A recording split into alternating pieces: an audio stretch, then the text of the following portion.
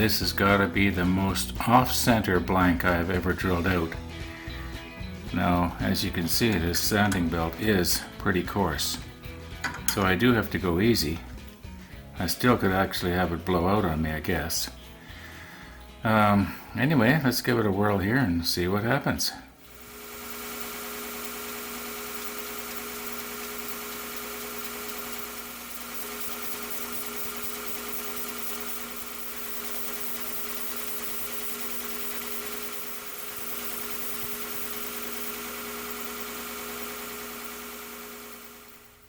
I have had absolutely no training with this lathe. I know how it's supposed to work. However, I'll be the first to admit that I probably don't always select the best cutter, or I don't always have it set at the best angle. However, I've had pretty good results so far, for the most part. I realize I could have a blowout here. All I want to do is I just want to bring this end into round. I'm not going to touch this end. This lathe does not have a tapering attachment anyway, so it'd be pretty hard to go all the way along. But I want to just try and get this little bit right here into round, and then I'll sand the rest on the wood lathe. Anyway, here we go. Oh, one more thing. I did rotate the cutter one turn so that it's got a fresh point on it. I don't know if the other point was a little bit dull or not, but I've been using it quite a bit on metal, so theoretically it should be a little bit dull, but maybe not.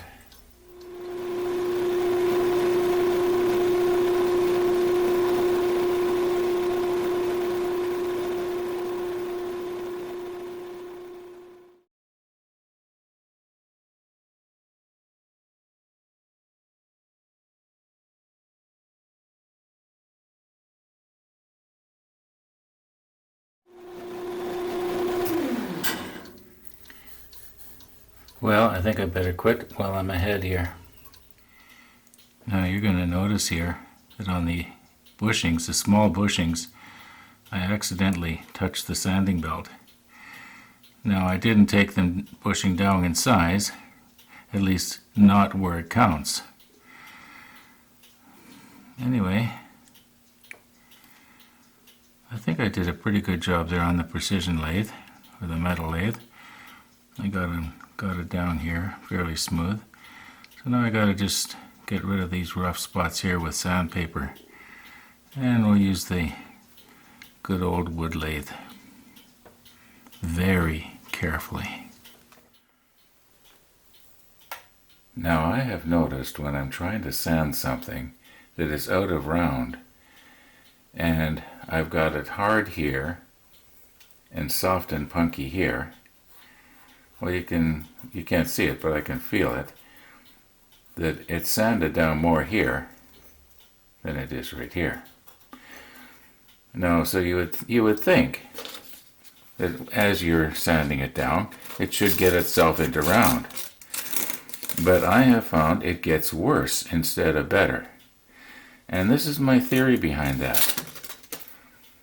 When the sandpaper catches on the high side, it pulls away from you, and by the time your hand has retracted it, the soft side has come into place, and it kind of jerks and hits the soft side, and it just gets worse and worse and worse.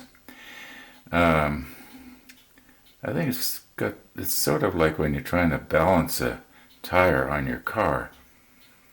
Not that everybody does that, but I think the theory is sort of the same. It doesn't, the weight doesn't necessarily always have to go on the high side of the wheel when it's, well, anyway, I think you know what I'm trying to say. Actually, you probably don't. Anyway, I'm going to try something different.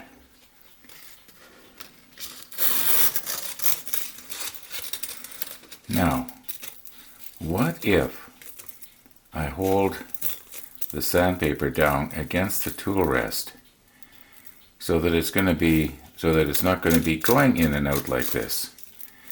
Now the bad part about that is I like to go like this, and of course it's going to be a little more awkward. I'm going to have to hold it in place and then move it and then hold it in place. Anyway, Not making too much sense here, am I, this morning?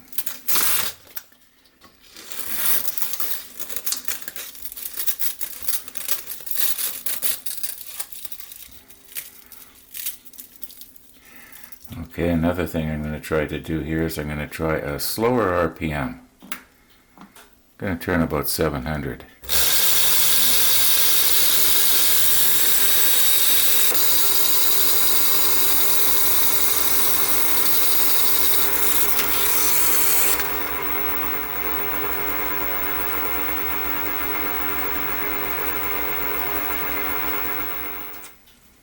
Well, we still got our high side here. I can see it, you can't. And our low side right here. We're almost at the bushing right there.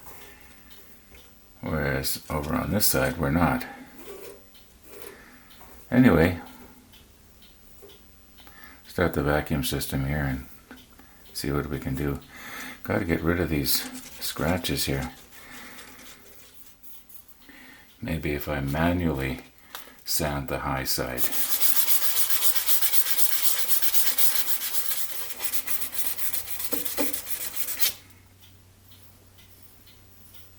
Now I have to be careful that I'm not mistaking the wood grain for scratches here. Well, I am up to and including 800 grit. I think I've got it pretty much as good as I can get it. And the only thing that I can think of that works good on both wood and acrylic is the buffing wheel. So I think I'll use the buffing system. This is going to turn out pretty good, I hope.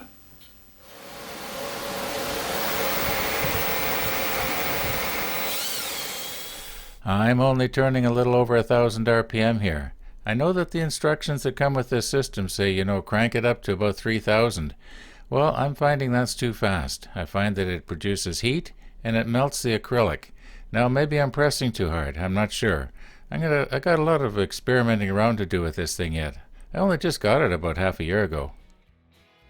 Now I didn't notice this downstairs in the workshop, but now that I'm up here editing this out and I'm looking at it up close on the screen, I can see I got a scratch there on the nib end. Yeah, it's funny I didn't see that. Anyway, I'm going to sand that out, repolish, and tomorrow we press.